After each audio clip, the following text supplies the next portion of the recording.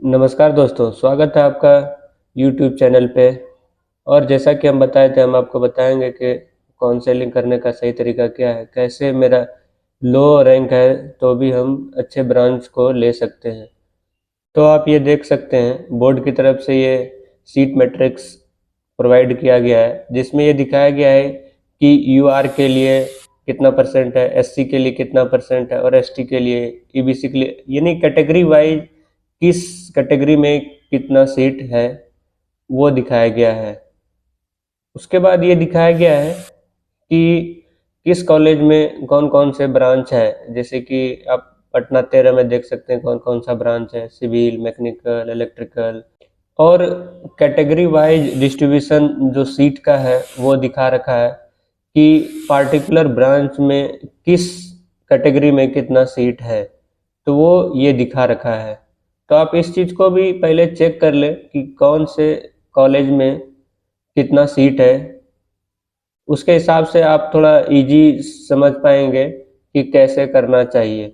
और अगर आपने ये अच्छे तरह से डिसाइड कर लिया है कि हमको कौन सा ब्रांच में एडमिशन लेना चाहिए, और अगर आपको पता चल गया कि कौन से कॉलेज में कितना सीट है और आप किस कैटेगरी में आते हैं, उस कैटेगरी में किस कॉलेज में ज़्यादा नंबर ऑफ सीट है, तो चलिए शुरू करते हैं। तो इसके लिए आप फिर से वही BCEC टाइप करेंगे तो आपके सामने एक वही सेम BCEC का अपना ऑफिशियल साइट खुल के आएगा, जहाँ पे आपको क्या करना है, ऑनलाइन पोर्टल जो DCEC का दिया हुआ है वो एक नंबर पे ही है, उस पर क्लिक करना है।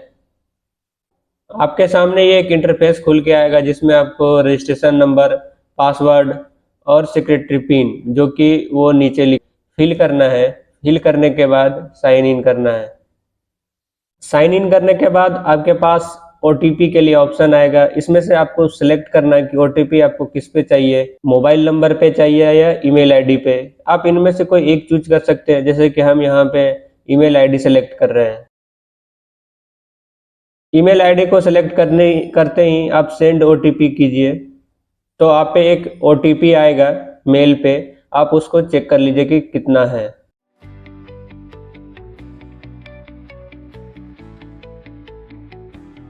इसके लिए आप जाइए अपने ईमेल आईडी में, चेक करिए कि OTP आया है कि नहीं आया। जो OTP आया है उसको यहाँ पे आप फिल कर दीजिए, और फिल करने के बाद फिर आप लॉगिन पे क्लिक करिए।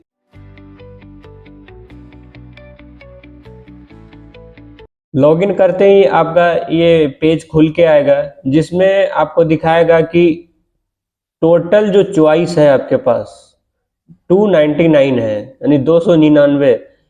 इसमें से आप भी आपने जो चॉइस फिल किया है वो 0 है।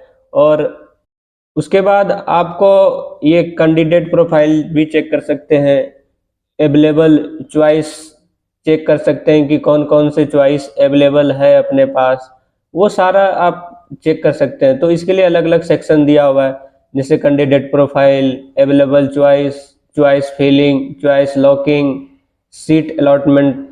तो ये तो बाद में आएगा सीट अलॉटमेंट। तो पहले तो आपको एक बार चेक कर लेना है कि चॉइस कौन कौन सा अवेलेबल है। आपको ये ढेर सारा चॉइस दिखाई दे रहा होगा, आप देख सकते हैं।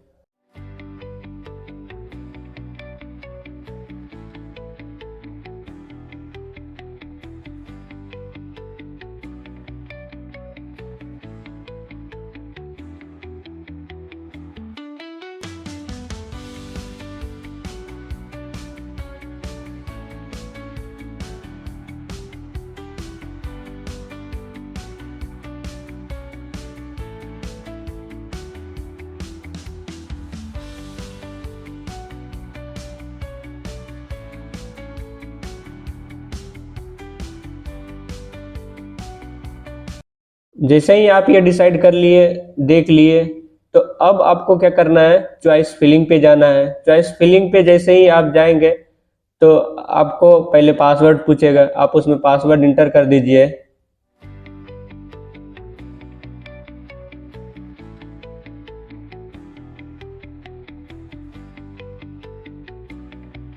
पासवर्ड इंटर करते ही फिर से वही सेम आपको पहले ओटीपी डालना पड़ेगा।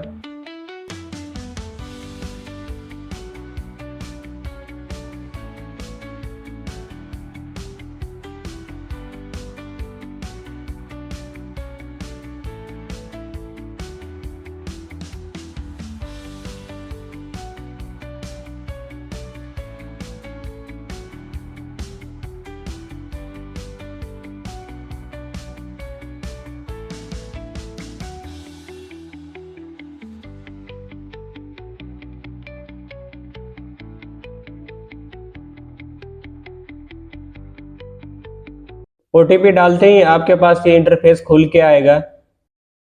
आपके सामने ये इंटरफेस खुल के आया तो यहीं पे आपका सबसे ज़्यादा इम्पोर्टेंस है।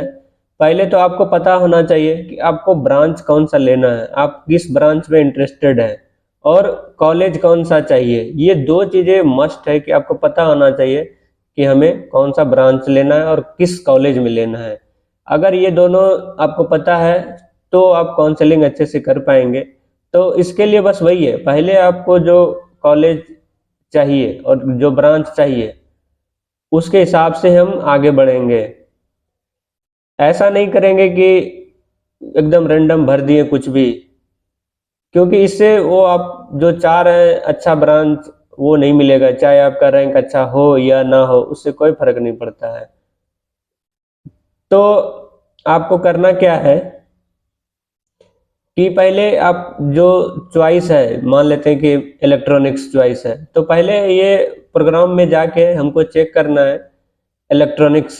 इलेक्ट्रॉनिक्स पे क्लिक करते ही ये एकदम फिल्टर हो जाएगा और केवल आपको इलेक्ट्रॉनिक्स दिखाएगा अलग अलग कॉलेज में।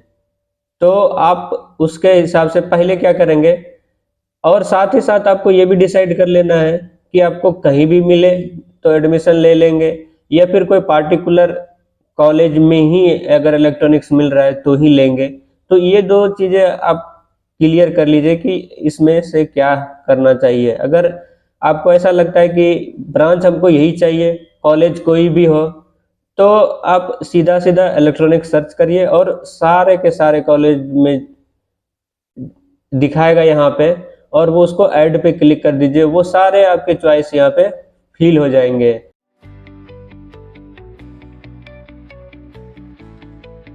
अगर आपको लगता है कि नहीं इस पार्टिकुलर कॉलेज में ही हमको चाहिए, तो आप उस पार्टिकुलर को ऐड कर सकते हैं। तो ये तरीका होता है। इससे क्या होगा ना कि जब ऊपर से देखा जाएगा कि इलेक्ट्रॉनिक्स हाँ इस कॉलेज में चाहिए, नहीं अवेलेबल है, तो उसके नीचे आएगा। गलती क्या करते हैं कि ये कॉलेज सेलेक्ट कर लेते हैं, उस कॉलेज में जितने भी ब्रांच होते हैं उसको सेलेक्ट कर देते हैं। तो वो क्या होता है, अब ऊपर से देखा जाता है कि सिविल है, नहीं है, इलेक्ट्रिकल है, नहीं है। तो फिर अगर मान लीजिए आपने टेक्सटाइल गलती से चूज कर दिया, अब आपको क्या होगा ना, आपका बहुत अच्छा रैंक है लेकिन आपने तीसरे नंबर पे टेक्सटाइल चूज कर लिया, तो आपको टेक्सटाइल मिल जाएगा। तो गलती यही होता है। तो यही मेन पार्ट है, यही से वो डिसाइड होता है कि आपको ब्रांच मिलेगा कि नहीं मिलेगा। तो आप ध्यान रखिए, अगर आप खुद से भर रहे हैं तो ये तो बहुत अच्छी बात है। अगर खुद से नहीं भर रहे हैं तो आप अगर कैफे में जा रहे हैं तो वहां पे इन चीजों का थोड़ा ध्यान रखिए, क्योंकि थोड़ा इसमें टाइम लगता है, बट अगर सही से करें तो हमको अच्छा से अच्छा ब्रांच मिल सकता है। आइए आपको एक बार दोबारा समझा देता हूँ।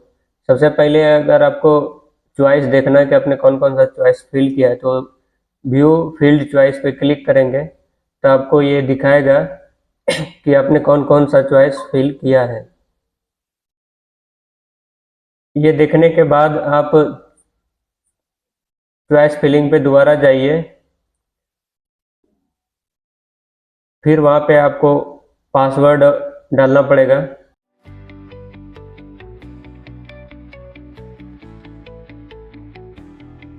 पासवर्ड डालने के बाद फिर से आपको ओटीपी मांगेगा, तो आप रजिस्टर्ड ईमेल आईडी पे ओटीपी सेंड करिए। फिर ओटीपी को फिल करके वैलिड ओटीपी करने के बाद आपके पास ये इंटरफेस खुलेगा जिसमें आपको दिखाएगा कि आपने कौन कौन से चॉइस फिलिंग किया है।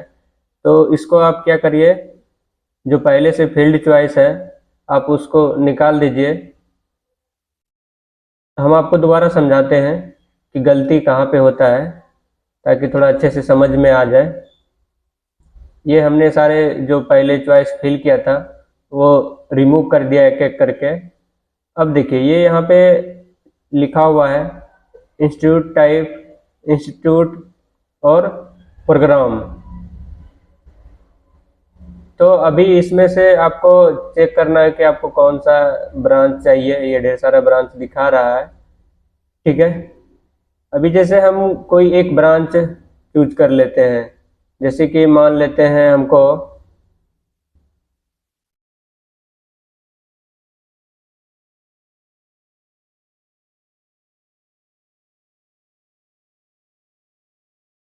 ये इधर से हमको जो कॉलेज चाहिए था वो देख लेते हैं। उसमें से जो भी आपको कॉलेज चाहिए वो सेलेक्ट कर सकते हैं। जैसे हमने पटना सेलेक्ट किया, पटना में ये ढेर सारा दिखा रहा है। तो इसमें से जैसे हमने एकदम पटना में सेलेक्ट कर दिया कि बगल से सब, तो अभी देखिए क्या हो गया, टॉप पे मैकेनिकल आ गया, फिर उसके नीचे कंप्यूटर आ गया, टेक्सटाइल आ गया। तो जब ये आप किए तो ये दिक्कत आ गया ना कि आपको पहले मैकेनिकल मिलेगा, फिर कंप्यूटर साइंस मिलेगा, 3 नंबर पे टेक्सटाइल है, टेक्सटाइल मिलेगा। लेकिन आपका चॉइस है कौन सा, इलेक्ट्रॉनिक्स। तो आपको इलेक्ट्रॉनिक्स मिलेगा नहीं, क्योंकि उससे पहले आप टेक्सटाइल भर रखे हैं, तो आपको इजीली टेक्सटाइल मिल जाएगा। तो यही गलती होता है मेन। तो हम ऐसा नहीं करेंगे, इसके लिए बस हम क्या करेंगे, रिमूव कर देंगे एक एक करके। ये गलती नहीं करना है। यही गलती होता है कि हम एक कॉलेज सेलेक्ट करते हैं, उसमें से सारे ब्रांच हम सेलेक्ट कर देते हैं। ऐसा नहीं करना है। देखिए कैसे करना है वो हम बताते हैं, पहले एक एक करके ये रिमूव कर देते हैं। ये रिमूव हो गया। उसके बाद अभी ये क्लियर फिल्टर करने के बाद ये इधर भी क्लियर कर देते हैं, ऑल क्लियर। अभी यहाँ पे जाके जैसे मेरा चॉइस मान लेते हैं इलेक्ट्रॉनिक्स है, तो हम इलेक्ट्रॉनिक्स इंजीनियरिंग सेलेक्ट करेंगे। तो उससे रिलेटेड जितने भी कॉलेज है वो हमको यहाँ पे दिखाने लगेगा। तो इसमें से आपको जो भी कॉलेज पसंद है जहाँ पे आप एडमिशन लेना चाहते हैं, तो उसमें से किसी एक को सेलेक्ट करना है। जैसे कि अभी मान लेते हैं हम कौन सा, पटना 13 करते हैं, या पटना 7। तो अभी जैसे मुजफ्फरपुर, इसमें से ये भी ध्यान रखना कि कोई प्राइवेट कॉलेज सेलेक्ट ना हो जाए। जैसे यहाँ पे देखिए 2 नंबर पे है, तो इसको रिमूव कर देना है।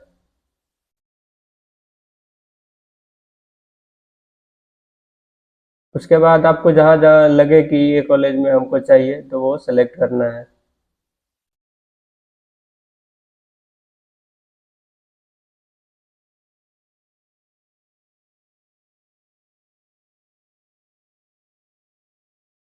अब अगर आपको और इसके बाद अगर इलेक्ट्रॉनिक्स नहीं मिला, तो जैसे हमको अब सिविल चाहिए, अगर इलेक्ट्रॉनिक्स नहीं मिल रहा है तो जाके सिविल पे हम क्लिक करेंगे। तो ये सिविल जहाँ जहाँ भी अवेलेबल है वो सारे आपको दिखने लगेगा। तो ऐसे करके अब सिविल आपको जहाँ चाहिए वो सिलेक्ट कर लीजिए। ये सिलेक्ट हो गया। अब देखिए अब क्या हो गया कि अब इलेक्ट्रॉनिक्स नहीं है तो आपको सिविल मिलेगा। तो ऐसा नहीं कि बीच में कोई दूसरा ब्रांच आ जाएगा, आपका जो चॉइस है बस वही होगा। अब हो गया इतना। तो अब आपको save and go to home करना है, सेव। अब आपको दिखने लगेगा कि यहाँ पे कितने हमने फील्ड किया है, कितने अनफिल्ड है। तो कोशिश करिएगा कि मैक्सिमम जितना फिल हो सकता है आप उतना फिल करिए, ताकि चांस बढ़ जाए आपको ब्रांच मिलने का। अभी हम अब चॉइस को लॉक करेंगे। पहले एक बार देख लेते हैं हमने कौन कौन सा फिल किया है। ये सारे हमने ब्रांच को फिल किया है, ठीक है।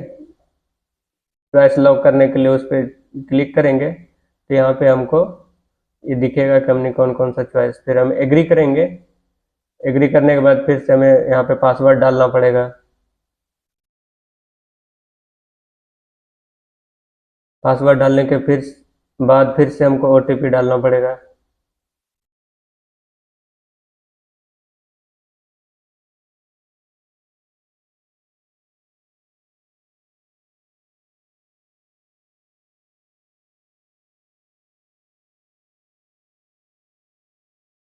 ओटीपी डालते ही ये हमको कंप्लीट एकदम दिखाएगा।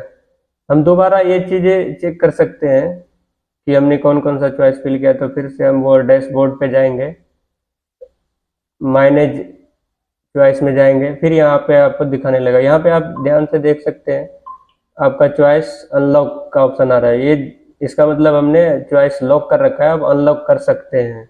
अनलॉक करके फिर से आप चेंज कर सकते हैं, नहीं तो आप यही सही रहने दीजिए, क्योंकि जब तक आपका लॉक नहीं होगा तब तक आपका वो फाइनल सबमिट नहीं समझाया जाएगा। अगर आपका ये सबमिट फाइनल लॉक हो गया, उसके बाद आप एक बार ये चेक भी कर सकते हैं, प्रिंट ले लीजिए। यही आपका फाइनल स्टेज है, आप प्रिंट करके रख लीजिए। ये पेमेंट दिखा रहा है कि पेमेंट, ये एक्चुअली करना नहीं होता है, तो पहले ही आप कर चुके हैं, तो अभी पेमेंट करने की ज़रूरत नहीं है। अभी बस आपको प्रिंट लेना है कि हमने कौन कौन सा चॉइस लॉक किया है। यही आपका मेन है, ये फाइनल है। ये आपको कंफर्म हो गया कि आपने चॉइस लॉक कर दिया और ये आपने लॉक्ड चॉइस को डाउनलोड भी कर लिया। ये रेफरेंस के लिए आप अपने पास रख लीजिए।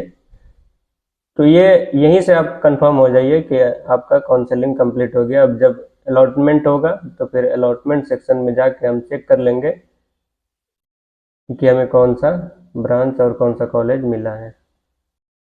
दोबारा से भी आप अनलॉक कर सकते हैं, बट अनलॉक करने की ज़रूरत नहीं है, क्योंकि आप बहुत सोच समझ के फिल किए होंगे। तो आप कोशिश करिए कि अनलॉक करने की ज़रूरत ना पड़े। फिर भी हम आपको थोड़ा सा दिखा देते हैं कि अनलॉक कैसे करना है। अनलॉक करने का वही सेम प्रोसीजर है। पासवर्ड डालिए, फिर ओटीपी डालिए और वो आपको फिर से अनलॉक हो जाएगा, फिर से आप चेंज कर पाएंगे।